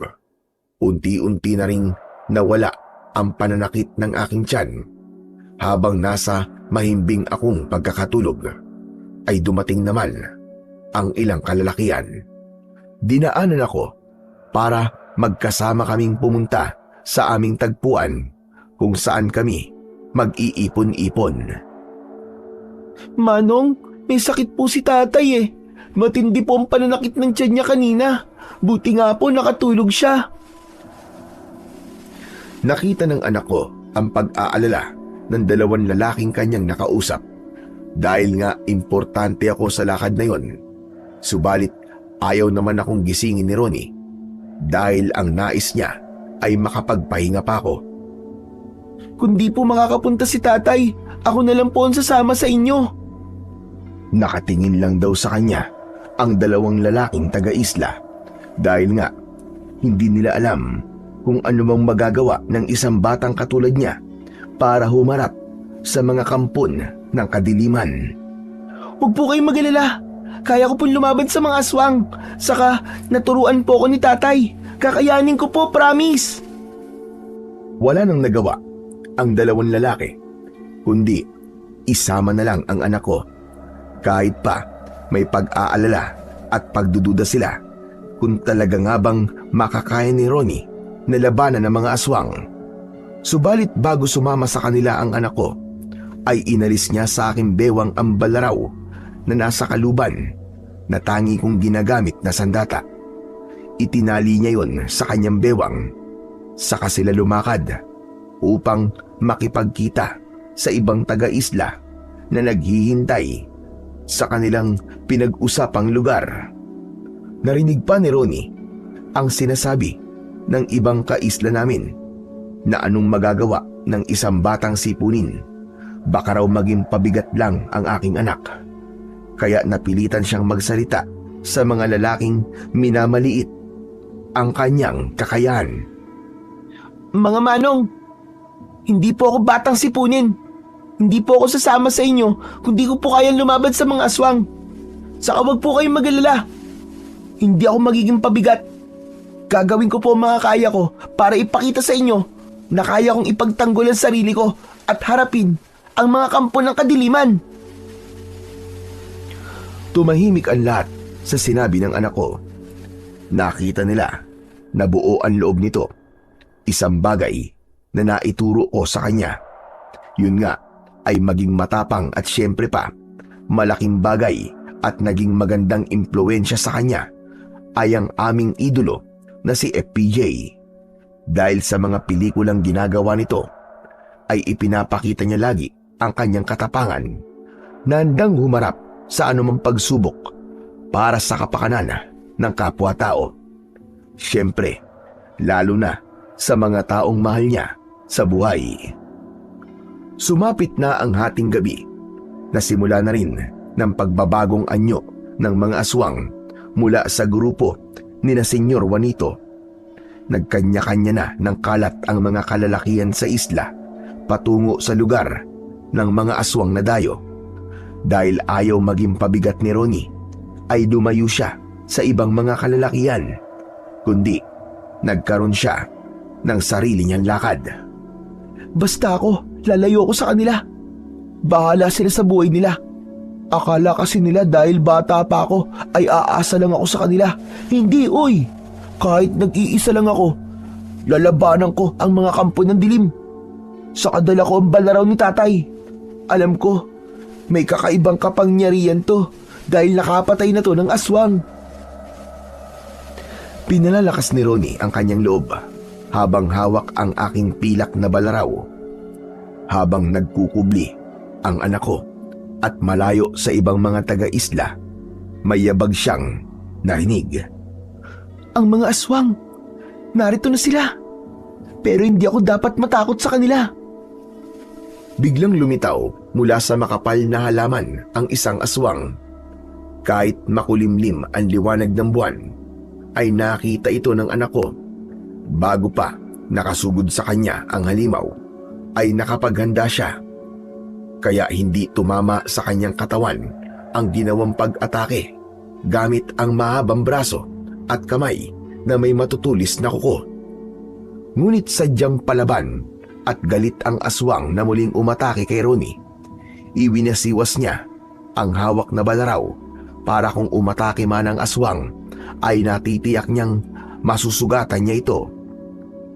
Hindi siya tumigil at paulit-ulit ang ginawa niyang pagwasiwas sa hawak na patalim. Nag-aatubili namang lumapit ang halimaw dahil ramdam niya na hindi pangkaraniwang balaraw ang hawak ng anak ko. Gawa ito sa pilak at delikado sa isang aswang na masugatan ng patalim na gaya nun. Naramdaman ni Ronnie na tila at tubili ang kalaban niyang halimaw at umiiwas na tamaan ng hawak niyang patalim. Ano? Naduduwag ka? Sige, lapit! Lumapit ka pa sa akin at titiyakin kong may babaon ko sa katawan mo ang balaraw na hawak ko! Bagyang huminto ang aswang na tila nag-iisip ng dapat niyang gawin.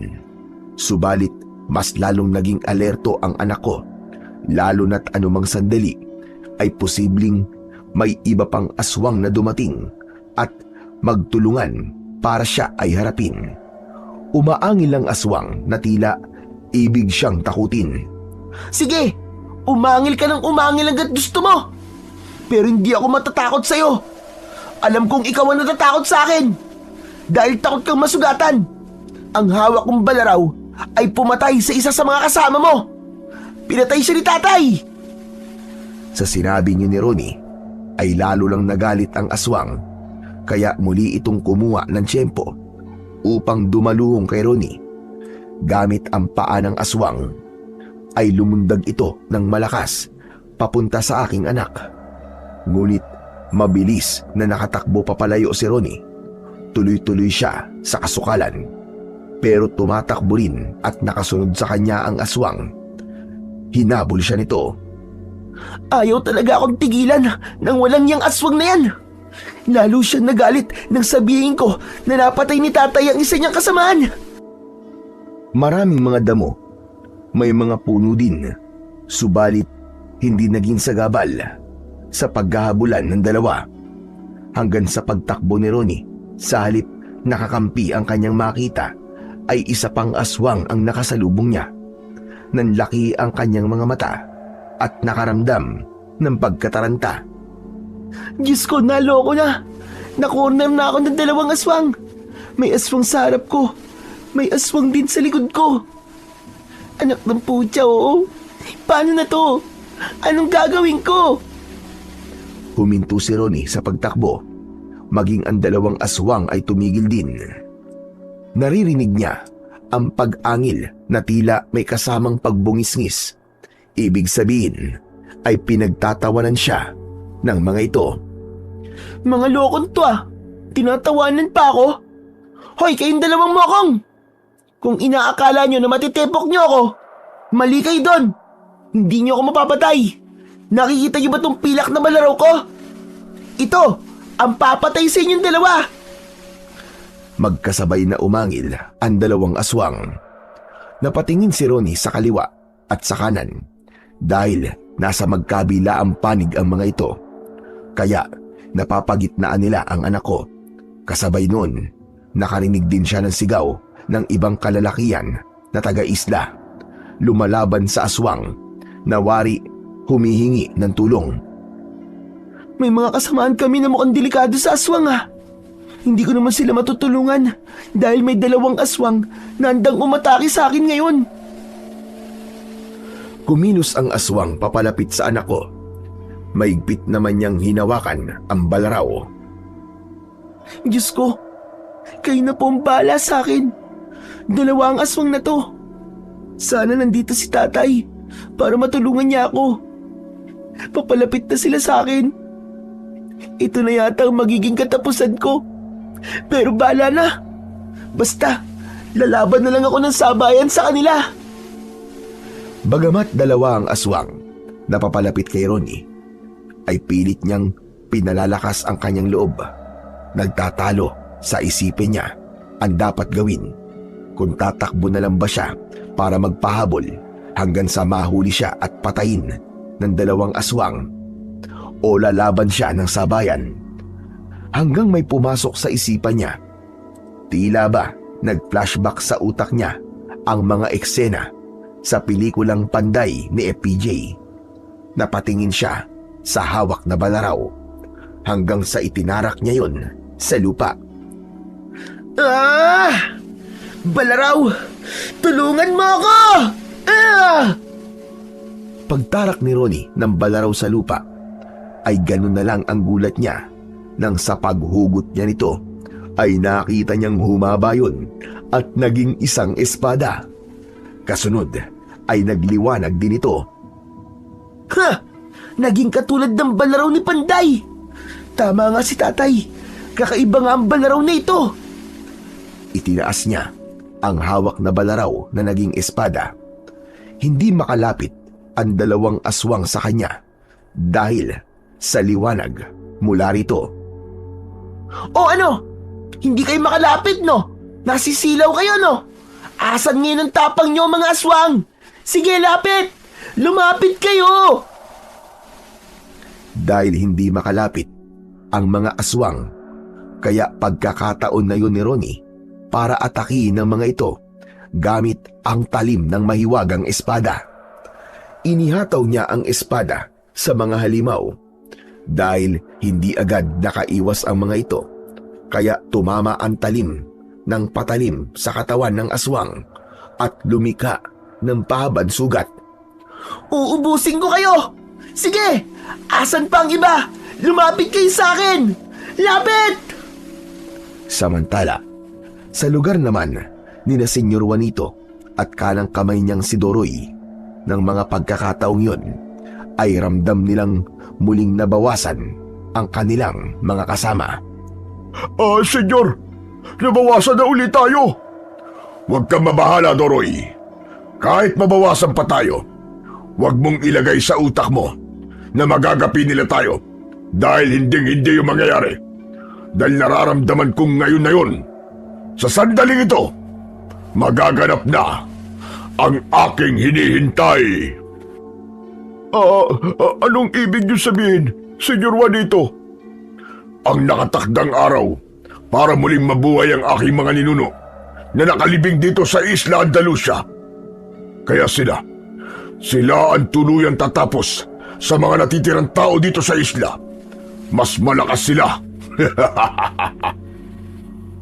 Totoo ba ang sinasabi mo, Senyor? Oo. Ngayong gabi na magaganap yun dahil kanina ko pa nararamdaman ang pagyanig ng lupa. Oo nga, Senyor. Nararamdaman ko rin yumayanig ang lupa at lumalakas. Babago na sila. Mabubuhay na sila muli. Magkikita-kita na kami ng mga namatay kong mga ninuno. Lumakas pa ang pagyanig sa Isla Andalusia. Tila magkakaroon na ng katuparan ang mga sinasabi ni Senyor Juanito tungkol sa kanyang mga ninunong aswang na muling mabubuhay at mas magiging malakas na aswang.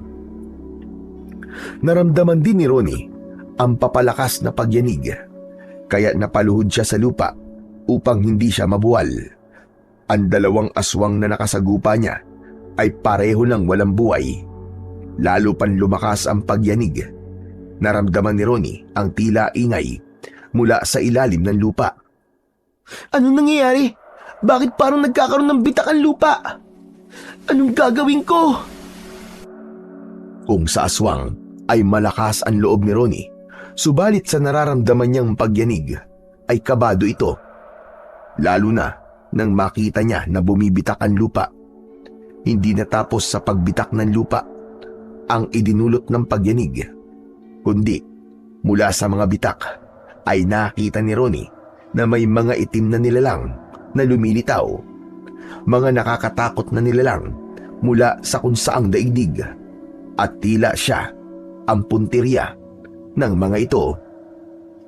Nanang ko po! Anong gagawin sa akin ng mga to? Kailangan narapin ko sila gamit tong espada ko.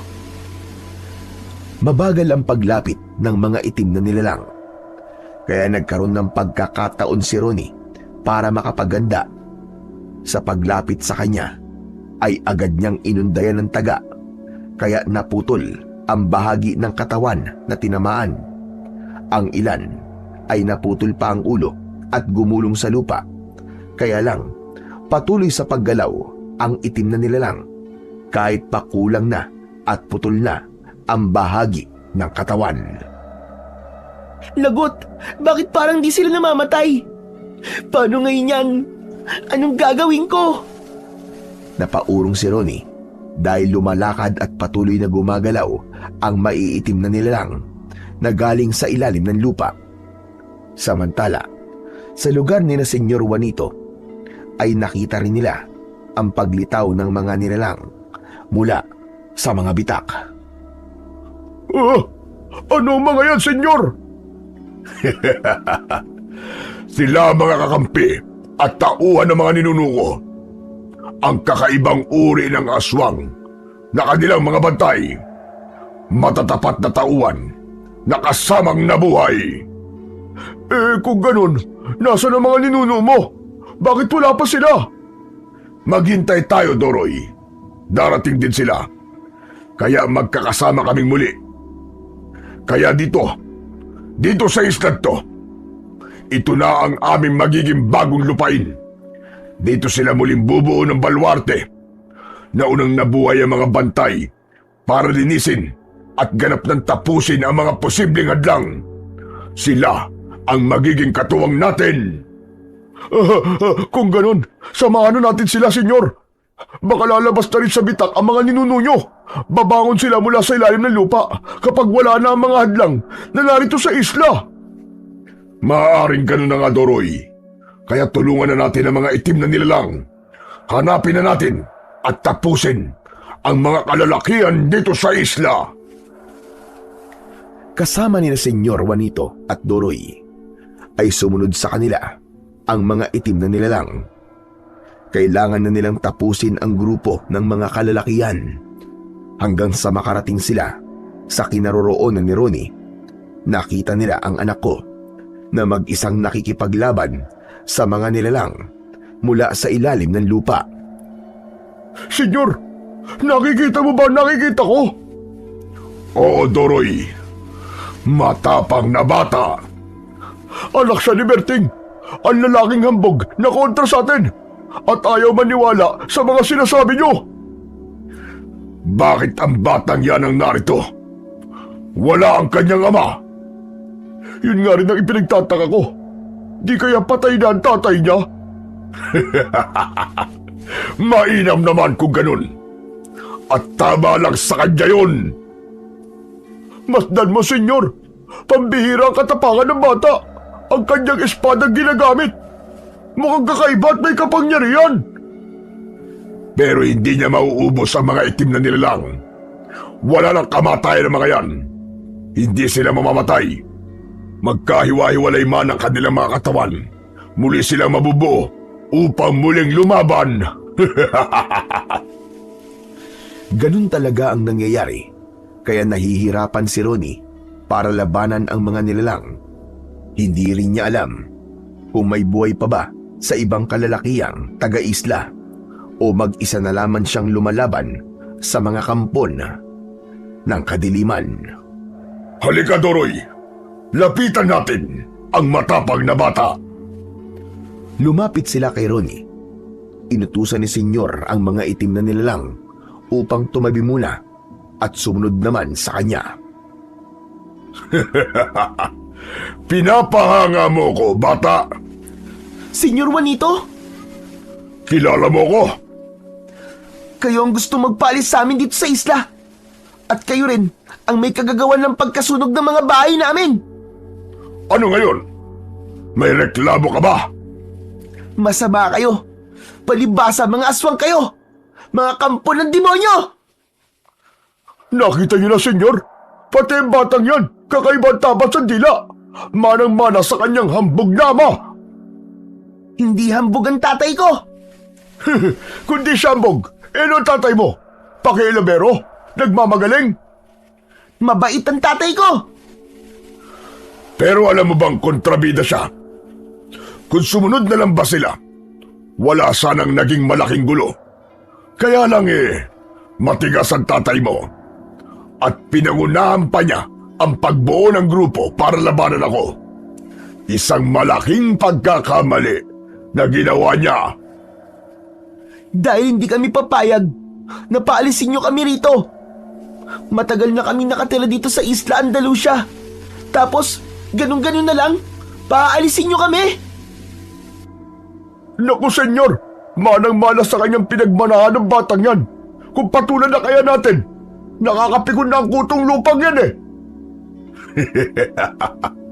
Pwede, dahil pumapatol ako sa bata kapag napipikon ako.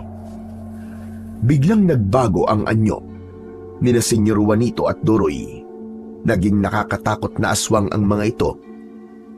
Humarap si Senyor kay Ronnie at akma nitong susunggaban ng anak ko. Subalit isang malaking bato ang tumama sa mukha nito. Aray ko! Walang giya! Sinong bumato sa akin? Kanina pa ako nakikiramdam at nagkukubli. Kaya bago pa nila masaktan ang anak ko, ay nagpakita na ako sa kanila. Ako ang bumato sa'yo. Wag na wag mong pakikialaman ang anak ko. Ikaw? Buhay ka pa pala! Oo, buhay na buhay. At hindi ako papayag sa inyong kahibangan. Hindi ako natatakot sa inyo kahit nasa inyo na kayo ng pagiging aswang. Tay, salamat nandito na kayo. Okay na po ba kayo, Tay? Oo anak, okay na ako. Kaya nga agad kitang hinanap dahil alam kong kailangan mo ang tulong ko. Tay, heto na po ang balaraw nyo. Isa na pong espada. Naging espada po siya nang itara ko po sa lupa. Magaling anak. Mabutit nalaman mo kagad ang lihim nitong balaro ko. Ako nang bahala anak. Sagot na kita. Ako na ang tatapos sa mga walang yang ito. Hindi na sila sisikatan ng araw. Talagang hambog ka. Kung magsalita ka, para bang kayang-kaya mo kami. Kakayanin ko. Dahil hindi kayo ang magpapaalis sa amin dito sa isla. Kayo ang dapat na umalis. Kayo ang dapat mawala. At mangyayari lang yun kapag napatay ko na kayong lahat. Nakikita mo ba ang mga itim na nilalang na yan na nakapaligid sa atin? Makakaya mo kayang tapusin ang mga yan? Sumenya si Senyor sa mga itim na nilalang. Halos sabay-sabay silang sumugod sa akin, kaya agad kong ginamit ang espada na binigay sa akin ni Ronnie. Subalit, gaya na naging pakikipaglaban ni Ronnie, ay hindi naging madali. Hindi namamatay ang mga itim na nilalang. Nahihiwalay lamang ang bahagi ng katawan na tamaan ng talim ng espada, subalit nananatiling buhay at gumagalaw. Anong gagawin ko? Paano ko malilipol ang mga to kung wala silang kamatayan? Habang nakikipaglaban ako sa mga kampon ng dilim na iniluwa ng mga bitak sa lupa, ay naririnig ko ang tawa ni Senyor Juanito. Bilang na ang mga oras mo, Berting. Magdasal ka na. Tawagin mo na ang kahit na sinong santo na maaari mong tawagan at hingan ng tulong. Tay, wag po kayong susuko. Matatalo niyo po ang mga yan. May taglay pong kapangyarihan ng hawak yung espada. Nagpatuloy lang ako sa pakikipaglaban sa mga itim na nilalang. Maya-maya pa'y muling nagkaroon ng pagyanig. Malakas yun at narinig ko rin ang lalo pang pagbuka ng lupa. Wari may iba pang nilalang na lumabas mula sa malalaking bitak. Senyor, tignan nyo! May mga lumabas mula sa bitak ng lupa! Ang aking mga ninuno. Narito na sila, Doroy. Ibig na sabihin, handa na silang manirahan dito sa isla. Malamang si Berting na lang at ang kanyang anak ang natitira. Ngayon nga, ay mamamatay na rin sila! Napahinto ako sa pakikipaglaban dahil sa sinabi ni Senyor Juanito. Tumatakbong palapit sa akin si Ronnie. Tay, anong gagawin natin? Tayo na lang po natitirang buhay. Hindi maaaring silang manirahan dito anak at gawin nilang isla ng kadiliman ang Andalusia. Lalaban tayo anak. Hindi sila dapat magtagumpay. Tay, ang espada po itaas nyo para magbigay po ng liwanag gaya po ng ginawa ko. Itinaas ko yun, gaya ng sinabi ng aking anak. Nagliwanag ito, subalit hindi sapat ang liwanag para talunin ang mga aswang. Pati mga ninunong aswang ni Senyor Juanito na muling nabuhay. Buhay pa rin sila. Nasisilaw lang sila sa liwanag ng espada. Tingnan niyo po, Tay. Tingnan niyo. May matandang lalaki po nang galing din sa ilalim ng lupa. Teka anak, kilala ko siya. Hindi siya kalaban, hindi siya aswang. Siya si Lolo Mahiko, ang lolo ko manunugis na lumipol sa mga aswang. Nabuhay din siya, katulad ng mga ninunong aswang ni Senyor Juanito. Lumapit sa akin si Lolo Mahiko at inilahad ang kamay. Nais niyang ibigay ko sa kanya ang espada. Berting nga po, ibigay mo sa akin ang espadang pamana ko sa itay mo. At ako na ang bahala sa mga nilalang ng kadiliman. Agad kong inabot ang espada. Paghawak niya rito ay lumakas ang liwanag, maging ang buong katauhan ni Lolo Mahiko. Nakakasilaw na liwanag yun na hindi kayang tignan ng mga mata. Nakita ko na natutunaw ang mga kampon ng nilalang na tinatamaan ng liwanag. Sumisigaw sila dahil labis sila nasasaktan. Hindi nila kaya ang init mula sa liwanag. Tumahimik ang lugar na kinaroroonan namin. Nakahandusay na ang lahat ng uri ng masasamang nilalang na naroon. Walang natirang buhay, kundi kami lang ng anak kong si Ronnie. Samantala si Lolo Mahiko ay naglaho na ang liwanag sa kanyang katawan. Hindi pa hihintulutan ng tadhana na gawing balwarte ng mga kampo ng dilim ang Isla Andalusia. Dahil para ito sa mga taong naghahangad ng kapayapaan sa lugar na ito. Kaya maaari nang bumalik dito ang mga kasamahan mong umalis upang ipagpatuloy nila sa lugar na ito ang tahimik nilang pamumuhay. Pagkatapos ko magpasalamat, bumalik na si Lolo Mahiko sa bitak ng lupa hanggang sa nawala. Muling nagkaroon ng malakas na pagyanig. Bumuka ang lupa at kinain ang mga kampo ng dilim. Saka nagbalik sa dati ang lupa na para bang walang nangyari. Minsan pa'y namayani ang katahimikan. Itinarak ko sa lupa ang espada at nang hugutin ko yun, ay bumalik na ito sa pagiging balaraw. Pagkalipas ng ilang araw, ay bumalik na sa isla ang mga umalis na residente. Nakalulungkot nga lamang na may mga namatay. Nagsakripisyo sila para sa kanilang pamilya. Inatake naman sa puso si Kapitan Hector at namatay. Karma marahil yun dahil sa kanyang kasalanan at pakikipagsabwatan para ibenta ang isla. Magiging mapayapa na muli ang lahat. May pagpapatuloy na ang buhay ng mga taga-Isla Andalusia. Wala nang makikialam at maghahangad pa sa isla na sadyang para sa mga taong nais mabuhay ng may kapayapaan. Sa pamumuhay natin at pakikipagbaka sa mundong ito, hindi maiiwasan ang makasagupa ng iba't ibang pagsubok, suliranin at mga pangyayaring gawa ng kasamaan. Patuloy lang tayong lumaban, huwag sumuko, at laging hangarin ang para sa kabutihan at kapayapaan. Hanggang dito na lamang po ang kwento at sana ay marami po kayong napulot na aral. Hanggang sa muli at pagpalain po nawa kayo ng Diyos na may kapal.